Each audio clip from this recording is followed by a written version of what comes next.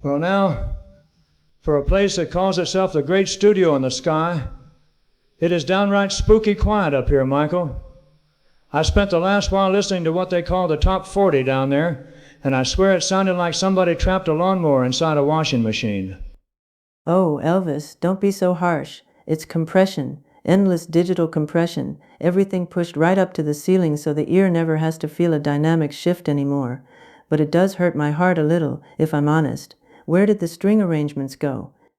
And what in the world is that thing doing plugged into a room built before either one of us was even famous? That's the algorithm, Elvis.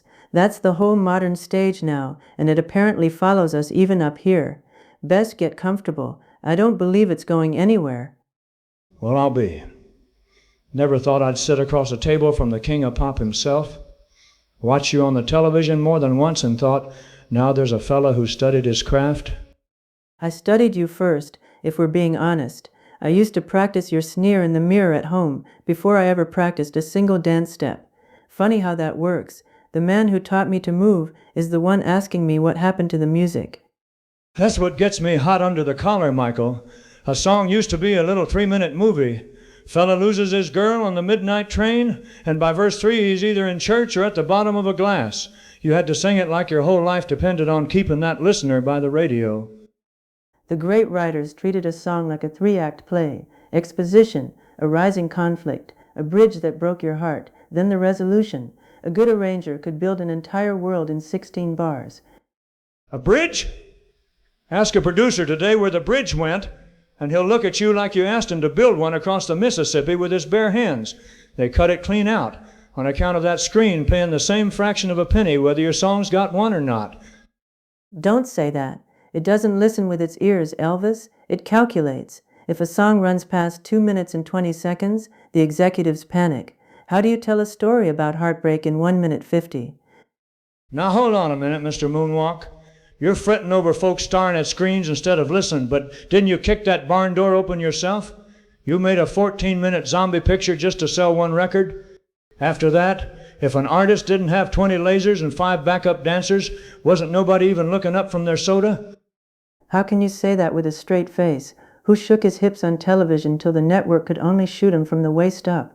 You were the original spectacle, Elvis. You gave the whole world a heart attack over one wiggling kneecap.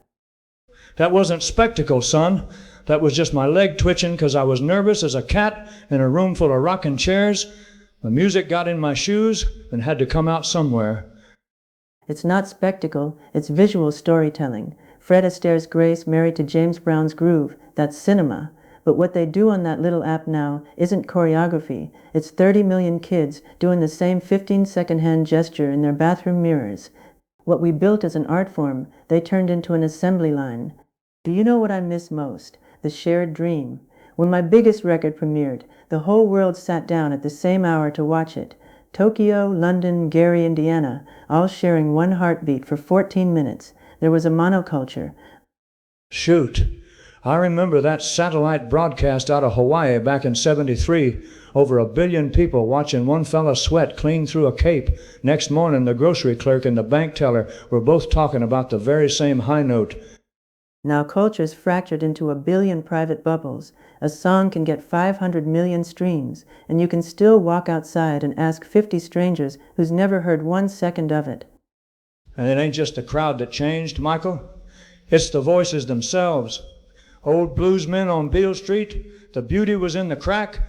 A man's pitch wobbled because his spirit was breaking. Now every singer snapped right onto a grid.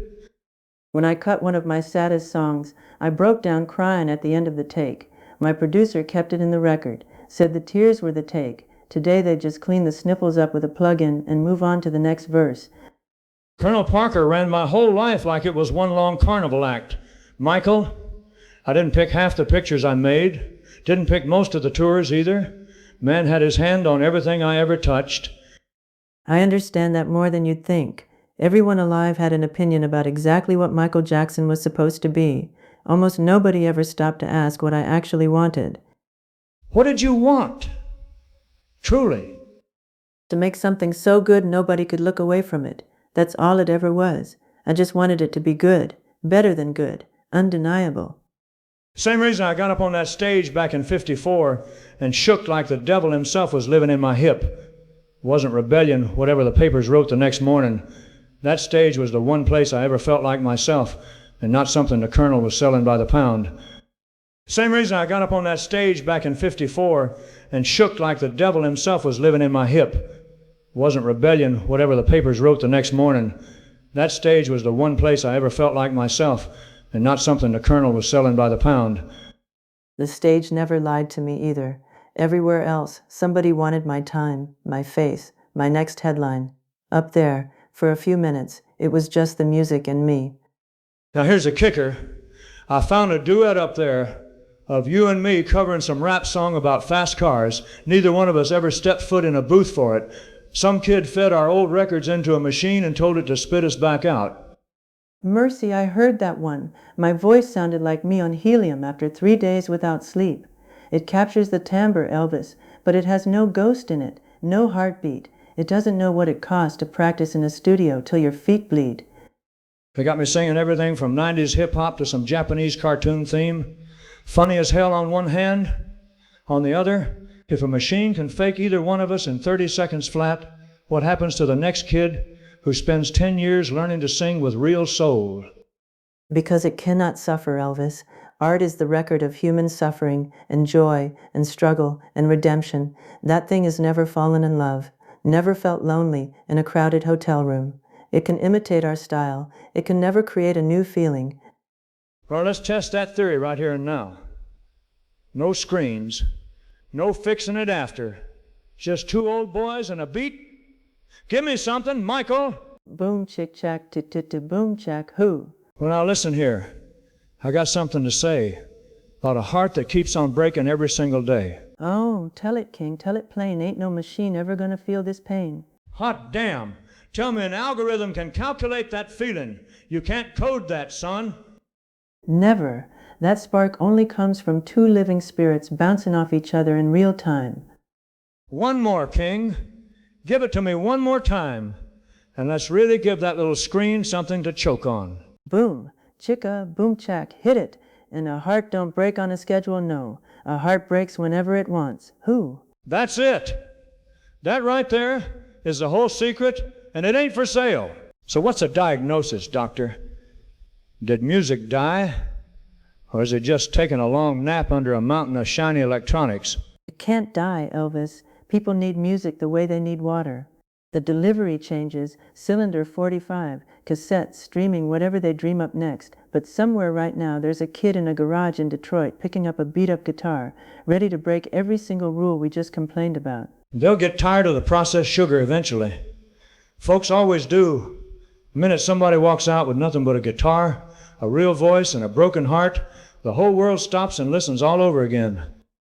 Elvis, the screen. That number's climbing awful fast for something that happened 30 seconds ago, and neither one of us posted a blessed thing anywhere. Even the algorithm couldn't ignore it. Two old ghosts hollering in an empty room, and it still knew exactly what it was looking at. Maybe that's the one thing they forgot to teach it. Thank you. Thank you very much. Right back at you, King. Now, let's go see if this celestial commissary's got banana and peanut butter sandwiches. Right back at you, King. Now, let's go see if this celestial commissary's got banana and peanut butter sandwiches. Right back at you, King. Now, let's go see if this celestial commissary's got banana and peanut butter sandwiches. Even the algorithm couldn't ignore it. Two old ghosts hollering in an empty room, and it still knew exactly what it was looking at. Now you're talking my language, son.